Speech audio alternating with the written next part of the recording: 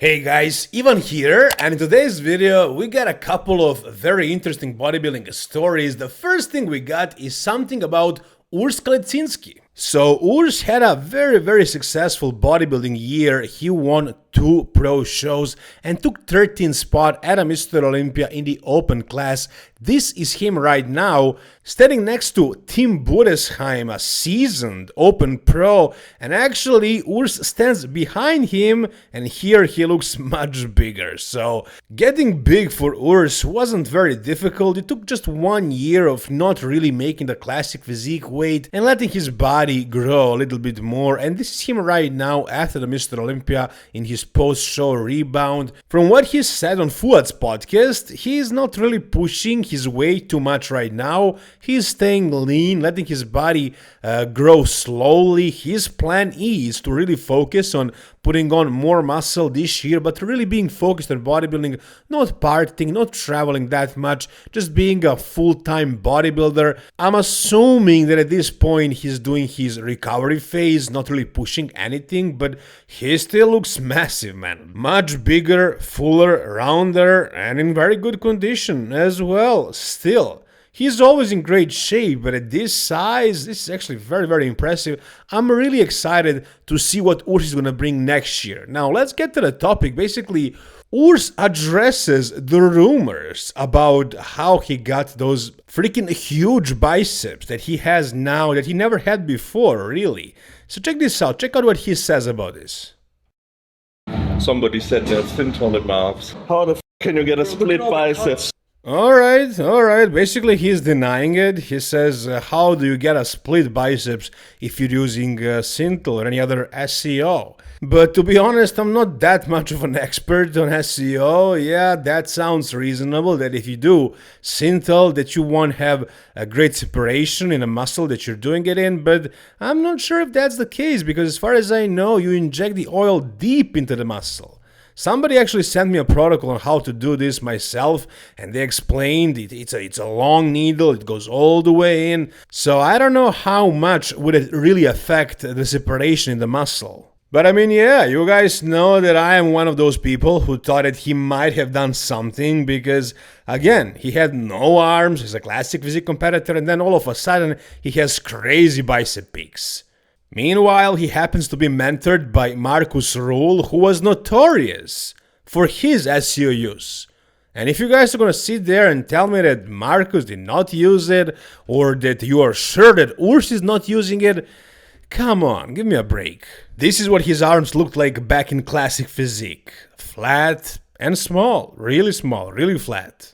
And yeah, sure, he put on a lot of muscle, switching to the open, but I don't know, guys. I mean, maybe it was all real muscle, but I felt like he did something to his lats and biceps. Now, him and his coach, Stefan Kinzel, are basically saying that whenever he was dieting for classic physique, he would lose his arms first. They were joking how he was basically stage ready at like 260, and then at 230, he would lose 30 pounds from his arms. And in his open bodybuilding prep, they would just give him a high carb day every time they noticed that the arms shrank a little. So that's how he maintained all the size in the arms from the off-season to the prep, but yeah, I don't buy it, guys. I think he did something, at least a little bit of something, because from what I know, everybody is doing it. I know guys who are selling it, and they're selling it to pretty much everybody. They told me about many classic physique guys, many men's physique guys as well, bikini girls, everybody is doing a little bit of SEO, at least in the professional league, but if you do it right, it's barely noticeable. You just look bigger, and you can see it very clearly, very obviously in many physiques. In this one, yeah, we can be sure, but I think he's done something, at least a little bit, just to make his arms look fuller, his lats as well when he's dieting down, and he did a good job with that, a phenomenal job. I love the look, but I doubt this is all just a real muscle, pure muscle. But of course, Urs is gonna deny the rumors. He's not just gonna admit it publicly on his YouTube channel, but you guys can make of it whatever you want. Tell me down below in the comment section whatever you think on this.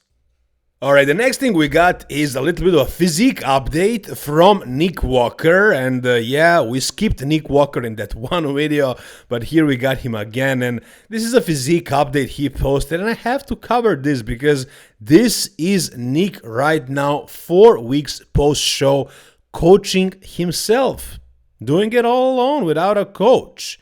So he's 7 to 8 pounds up from the show, and I am assuming that he's taking a break from the gear, at this point. I know he has done it before, after the Pittsburgh Pro and the New York Pro. You guys think he didn't, but he actually did. He went on TRT for a while there.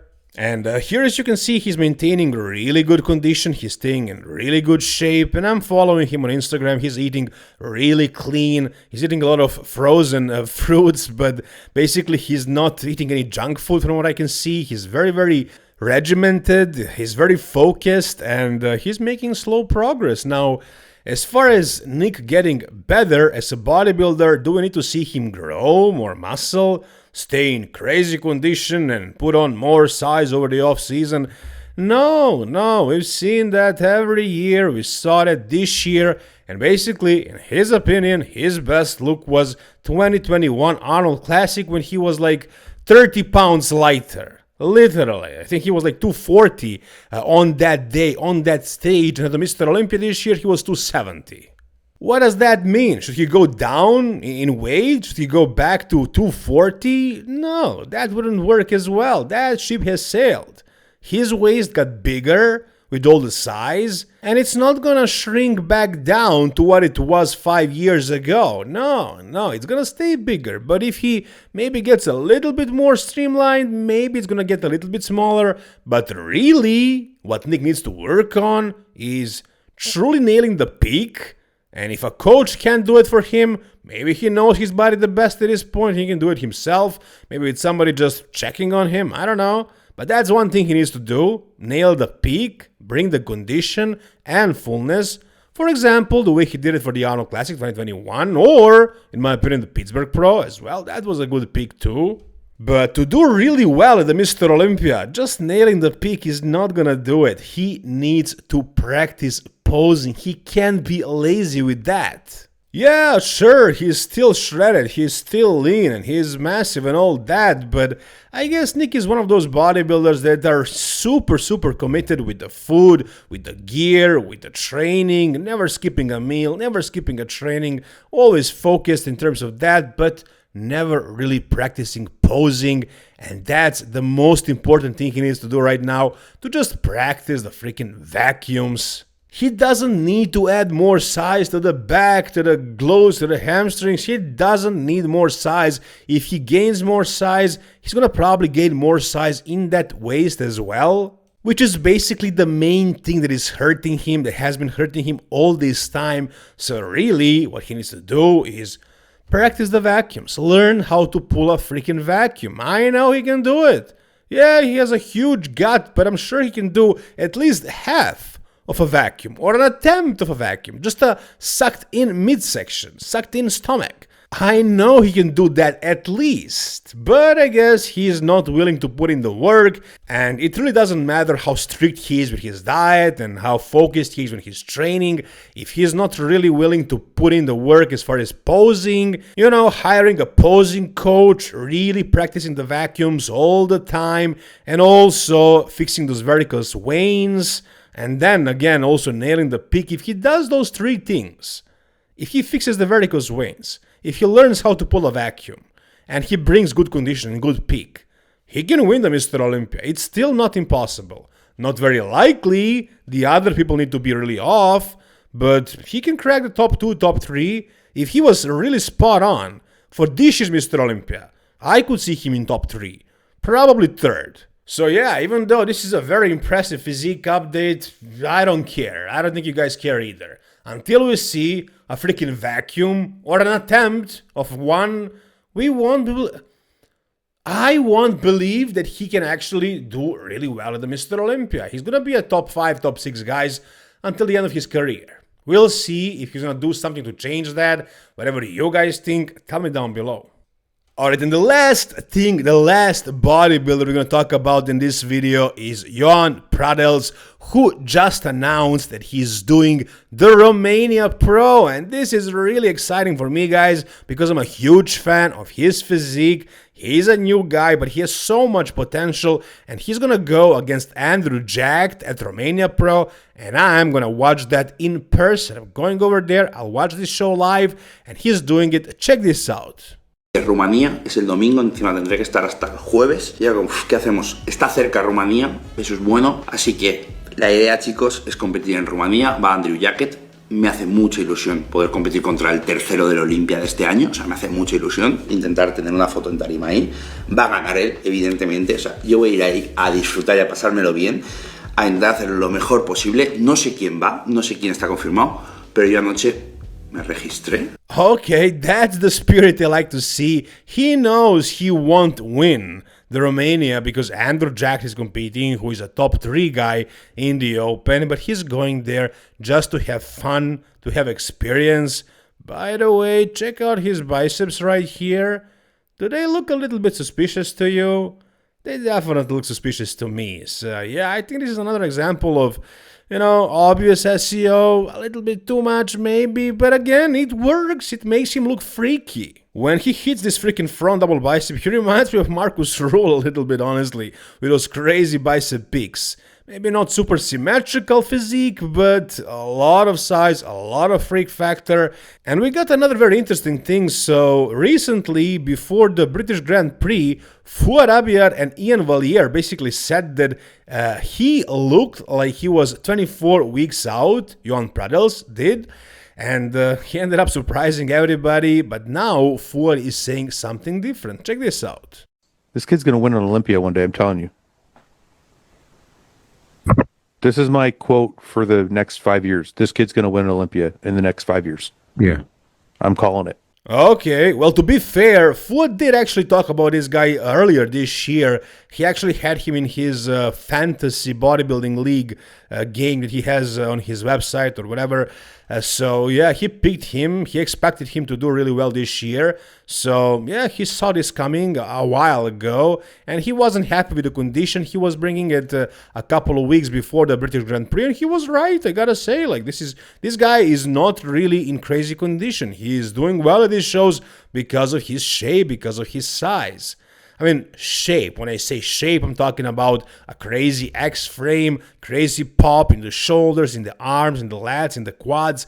But as far as the symmetry, he does not have it. He is very asymmetrical. The legs are very asymmetrical. The arms as well. I think the chest, everything is really not super symmetrical. And I'm talking about the symmetry literally like one side being equal to another. Symmetry can also be referred to as the proportions. So he does have crazy proportions and shape in that sense. But as far as the symmetry, left to right side, not very equal.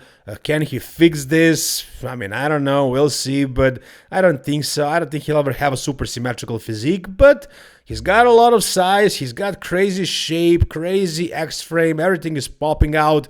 Even from the back, he's actually very good. But he's not in condition. That's the only thing. Anyways, he's doing the Romania Pro, which he's not going to win, but he's most likely going to play second because there aren't really too many open guys who are doing this show who are better than him. We'll see, but I think he's going to play second, and next year he's going to have a chance to qualify for the Mr. Olympia. Hopefully he's going to nail that conditioning finally for the next year, from the back especially, and, you know, win a show. He probably could have won Poland. He lost to Andre Presti, who basically has no legs. But every time Andre Presti won a show, everybody was calling him out for not having legs, and how is it possible that he's winning shows with his legs looking like this? But it's usually because he out-conditions the other guys. And this bodybuilder also called him out for this. Drago is his name. I think he competed at the Poland Pro as well. He didn't crack the top 5, but he says, our sport can be super funny sometimes. Yes, the guy who has never trained legs in his life just won a pro show. But Andre Presti responded to this by saying, wow, it must be frustrating not getting in top 15 and see other guys competing while you eat a good pizza. So basically he's calling the other guy for not being in condition. And yeah, like I said, people are calling him out for not having great legs or for not ever training his legs in his life. And he can always call out everybody else for not being in condition because he's always super crispy. Anyways, Joan Pradells is coming to Romania after losing the Poland Pro to Andrea Presti. It's gonna be a very interesting comparison, Andrew Jack versus Joan Pradells, but we know the result already. It's gonna be an easy show for Andrew to win. I'm really excited to actually see this in person. Whatever you guys think about whichever part of this video, tell me down below in the comment section. Also guys, if you need online coaching, DM me over at Instagram, even bodybuilding coaching. I'm very affordable for you guys, not too expensive, and I'm very committed to my clients. I don't take too many clients, but I'm always there for you. Anyways guys, thank you so much for watching this video. See you soon, all the best, and bye bye.